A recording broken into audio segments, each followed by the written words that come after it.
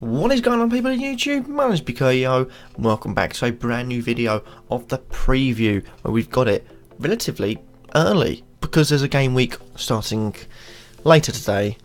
That's probably the only reason, and I don't want to fall behind again. And I'm actually enjoying getting the videos out early, in which before I'd think Monday, do I have to?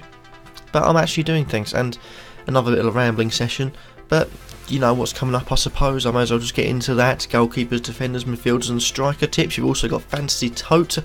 I'll mention players if I see them in my team. Yeah, that's basically it. Let's start with the goalkeepers.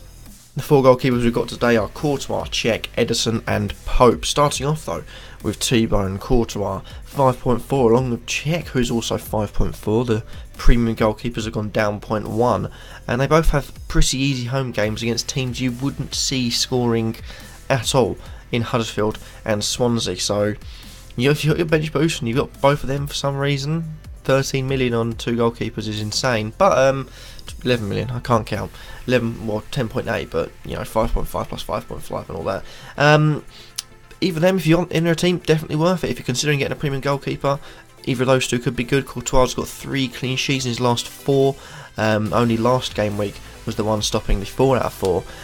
So Kurtyoy's a good choice as to his Cech. Ederson also comes in. Man City, home Southampton. They don't score many, so I think City could be getting a nice tidy couple of goal clean sheet win. And Pope's in there because I can see Bournemouth versus Burnley being a 0-0. I wasn't confident on saying him 100%, so he's taken the 4th goalkeeper spot. But I feel like Burnley are more likely to get a clean sheet. So yeah, for a cheaper option, he's your man.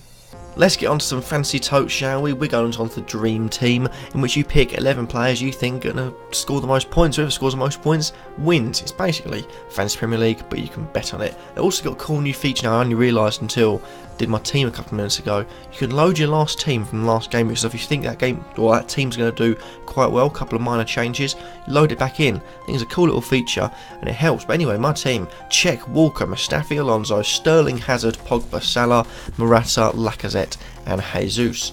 No small teams in there. I was tempted to put Gross, but I thought I have to sacrifice a attacker then, and I think all 3 of them are going to score.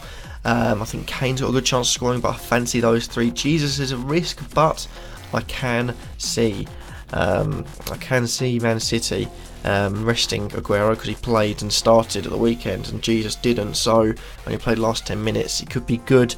The midfield is strong. I've risked not going with Sane and Sterling because he's in decent form, Sterling. And the back, I've got 2 Arsenal defenders at the back because I generally can't see. It could be a 0-0, don't get me wrong, but I can't see Huddersfield scoring or getting close to scoring at the Emirates, so I think it's a strong team this week. Captain also, I should say, is Hazard. Moving on to the defenders, we've got Walker, Alonso, Mustafi, Loughton, Bailey and Trippier. Starting off with Kyle Walker, £6.7 million, I hope. It is £6.7 million. I had to check quickly there, but it is 6.7. Again, I say, you know, the strong teams, Arsenal, Chelsea, Man City at home, all looking like they're not going to concede. So for me, that's why I'm Walker. Alonso and Mustafi will make it in their different price ranges. Alonso didn't necessarily have Azpilicueta because statistically for last season, Alonso was a lot more attacking. He hasn't yet broken into his stride yet, only 3 goals, but I feel like when he does start breaking into his stride, getting those attacking runs, he's going to be more vital to have than Azpilicueta. Azpilicueta at the moment is 6.9 as well, so it makes sense to bring Alonso in, but as he's playing well, so interesting debate there. You also got Mustafi, 5.4. Personally, is going to be coming into my team before the end or before the start of this game week, because I feel like, again, clean sheet for Arsenal, easy 6 points at least, maybe even goals from corners to come from him, who knows. We've got Loughton at 4.7. Again, Burnley, I've said, could get a clean sheet. You've got Bailey in there because he could be returning tonight. I haven't heard much about it, but could be returning, and I don't really know who's going to play for Man United defence. If you know, stick a Man United defender in there, any price. I don't really know who's going to play apart from Valencia, who's a bit too expensive, and Trippier's in there. I think he finally got back his right back role, although now I've said that, Aurier's definitely going to play, but for me Trippier's a good option. 3 bonus points for not getting a goal or assist and conceding at the weekend. He's good. He's good looking for Trippier in his attacking role he occupies. Next up we have No real derbies. Chelsea versus Swansea isn't really a derby, and I have to put 2 Swansea players in. Man City versus Southampton again isn't really a derby, and I have to put 2 Southampton players in. But we've got a London derby between Watford and Man United. So it's sarcasm there, by the way, if you didn't get it. I thought that's the best chance I've got of winning, so I've put an interesting team selection in. Gomez in goal, Valencia at the back, Richarlison and Pogba in the midfield, with Rashford up top. It's debatable, it's interesting. Richarlison's in there because I have to have at least 2 Watford players in there, and he's in phenomenal form, so if anyone's going to do it against Man United, he is. Gomez in there because I feel like there could be a lot of shots going in at the goal, so the chances are he's going to make a lot more saves, and I feel like neither team's going to get a clean sheet. Valencia's in there for his attacking runs down the line. You got Pogba in there because #Pogback, and Rashford because Lukaku isn't hitting it for me at the moment, so I've gone with Rashford instead, and I wasn't going to put Andre Gray in because I didn't really fancy him. So that's my team. I'm not too confident on it, but it's got an outside chance of winning. Moving on to midfielders, we have Sterling coming up. We've also got a bit of Sanchez and Hazard for the very, very premium midfielders. We've got Gross, Salah and Pogback also there. Starting off with Sterling though, it's interesting. He's a lot cheaper than Sane, and I feel like Sane's been more consistent, but when Sterling's on form, he really is on form, and without him it would have been a 1-0 win to Huddersfield, so you know, his goal and assist, we've taken them away, it's 1-0, so Sterling's in good form, and I feel like it could be his game week again this week. We've also got Sanchez and Hazard in there for premium options. I don't think I can say it enough. Man City, Arsenal, Chelsea, their home games are so good looking. You cannot turn them down. Gross in there for Brighton, £6 million. Brighton face off at home to Palace. It'd be tight. I think it could be a draw in there, but a goal scoring draw, and that means Gross is most probably going to be on for a little bit of an attacking return. He also got Salah in there, 9.7, 6 goals in his last 5 game weeks, and 1 assist to add to that as well.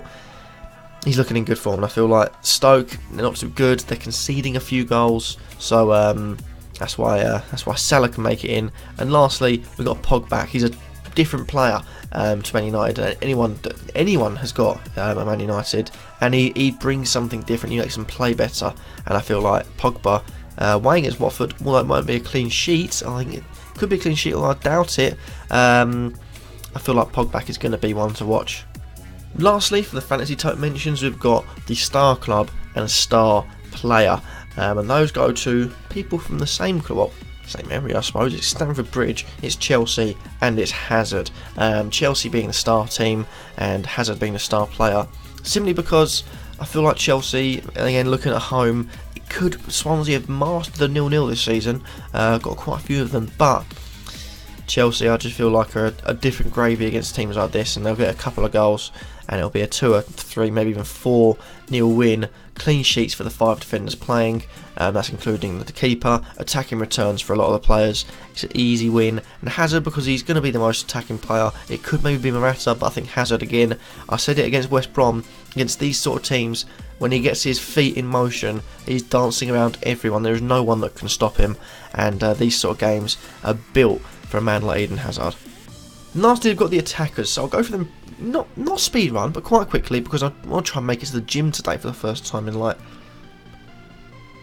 a long time. We've got Kane, Jesus, Lacazette, Morata, and Rondon in there. Interesting. Kane comes in at 12.8. The only one of my 4 premium suggestions that hasn't made it into my FantasyTote selections, because I feel like Leicester could be a bit of a troublesome fixture, but Harry Kane is Harry Kane. He scores when he wants, and if he wants to, he'll do what he wants. So, simply put there. I mentioned Jesus, Morata and Lacazette all in my FantasyTote, but to run over it again, Arsenal, Chelsea, Man City have got easy fixtures, so if you're looking to bring in players from those 3, they could be massive for this game week. And also you got Rondon. Not much to say about him. Home to Newcastle, got a good goal against Tottenham. And personally, I feel like it could be another chance for him to get a goal. Pulis is gone. He didn't seem to play too much under Pulis. Hopefully now he can get his form back to a good run. That really doesn't make any sense. Hopefully he can get his form back to a decent position, get his first team position back, and grab a few goals. So the FPL people will be like, you know what, Rondon is back.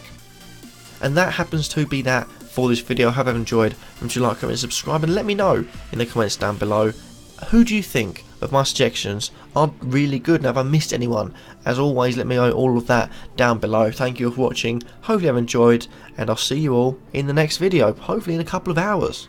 Peace.